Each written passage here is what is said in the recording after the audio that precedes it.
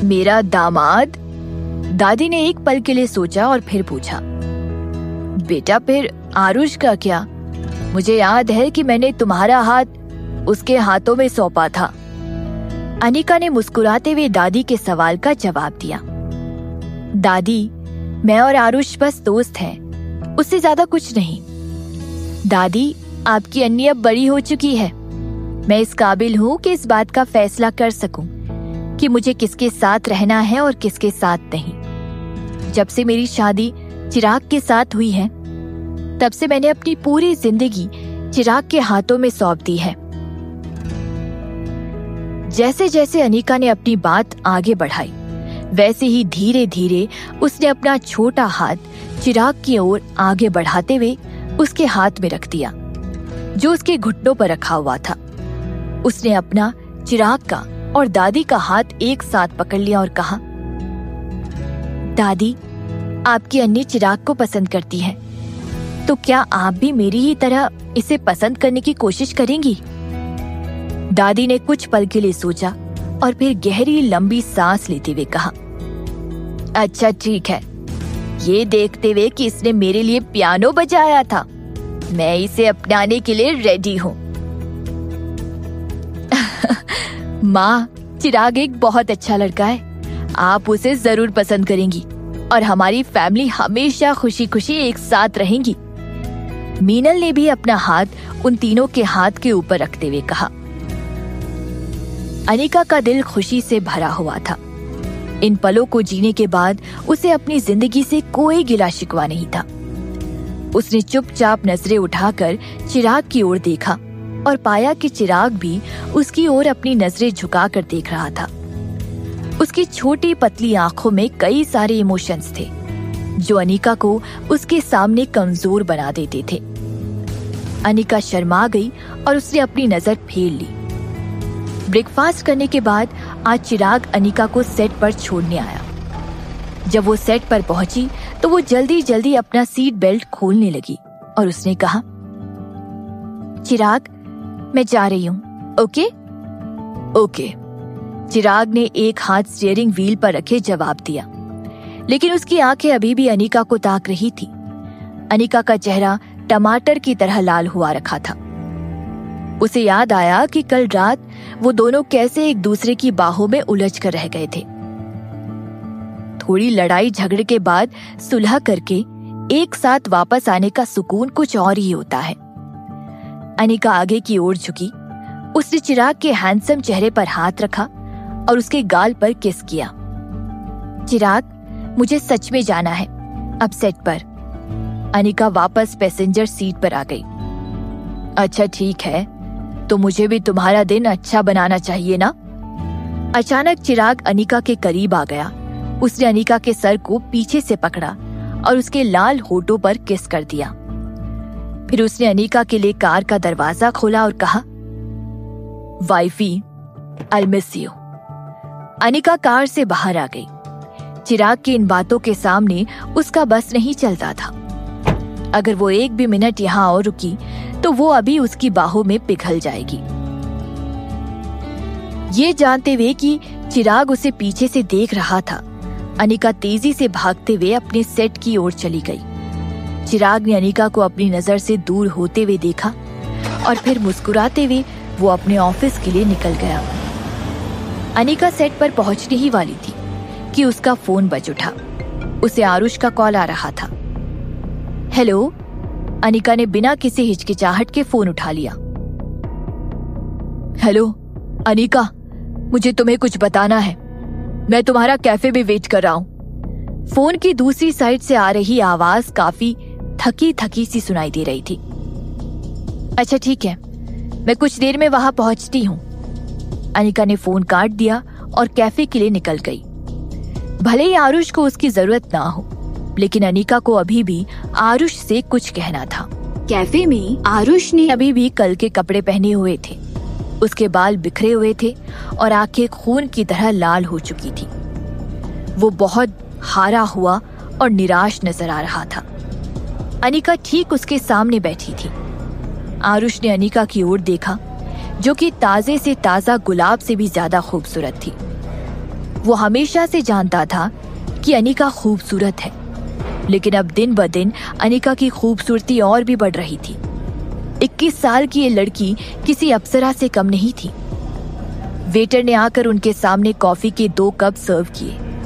आरुष को अपने गले में सूखापन महसूस हो रहा था, इसलिए उसने कुछ बोलने से पहले कॉफी का सिप लिया और कहा, अनिका, क्या तुम्हें ये कैफे याद है?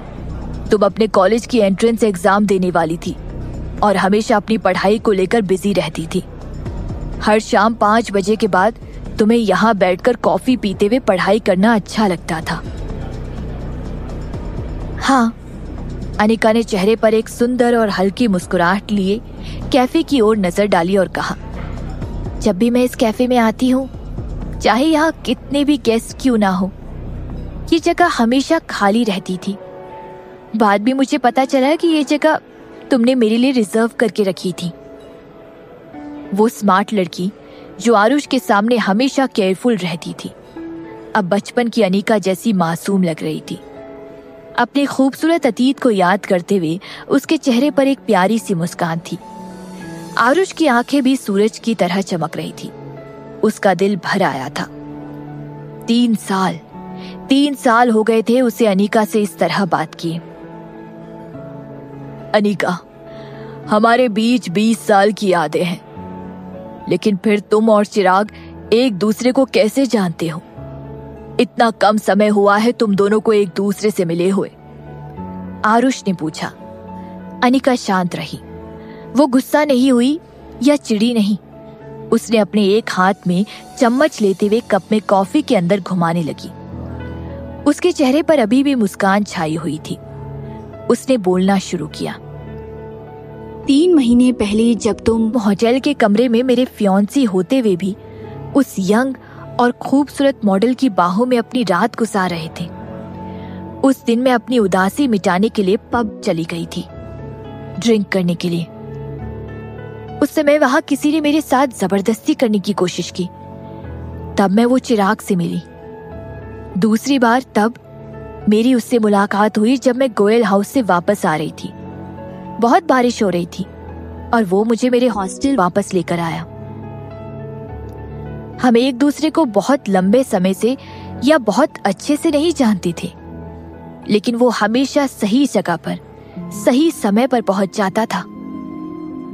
वो मेरे लिए वो चमकता हुआ किस्मत का दरवाजा था जिसके आगे मेरी खुशियां मेरा इंतजार कर रही थी। उसने मेरा साथ तब दिया जब मुझे किसी के साथ की सबसे ज्यादा जरूरत थी। लेकिन अनिका, चिराग हमेशा तब आया जब तुम्हें मदद की जरूरत थी। वो इत्तेफाक कहलाता है, इन्फैचुएशन कहलाता है, प्यार नहीं, आरुष ने कहा।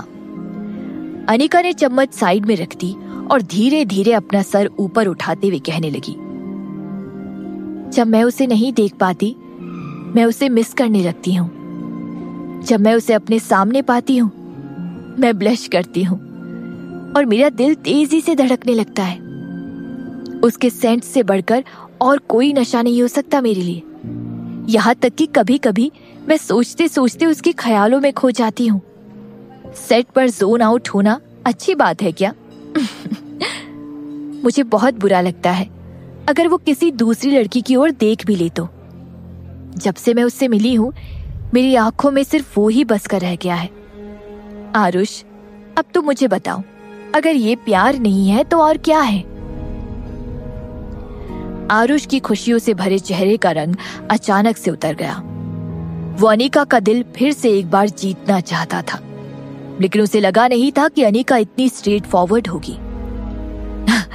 अनिका, तुमने अपना प्यार चिराग के नाम कर दिया। फिर मैं क्या था तुम्हारी लाइफ में? हमारे 20 साल तुम्हारे चिराग के साथ बिताए हुए 3 महीनों को तो हरा नहीं सकते ना, आरुष ने कहा। शायद अब हम दोनों एक दूसरे से प्यार नहीं करते। फॉर एग्जाम्पल, अब ये जगह मेरी फेवरेट नहीं है। जब मैं पहली बार इस कैफे में आई तो मेरी फेवरेट जगह किसी ने ले ली थी, इसलिए मैंने इस जगह को चुना और इसे अपना फेवरेट बना लिया।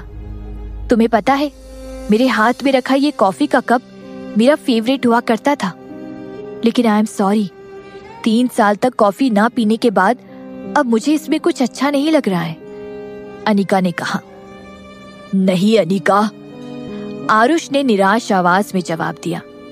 अनिका के हाथ को पकड़ते हुए उसकी आंखों में दर्द और डर दोनों भरा हुआ था। उसने कहा, अनिका प्लीज, पास्ट को भूलकर हम एक नए सिरे से शुरुआत करते हैं। पिछले 3 साल को भूल जाते हैं। सलोनी ने मेरे लिए अपने माथे पर वहां चोट खा ली। मुझे सिर्फ उसकी ओर गिल्ट महसूस होता है और कुछ नहीं। मैं जिस लड़की से प्यार करता हूं वो तुम हो अनिका। अनिका, मैं सलोनी को कैसे भी करके कंपनसेट कर दूंगा, लेकिन तुम प्लीज मेरे पास आ जाओ।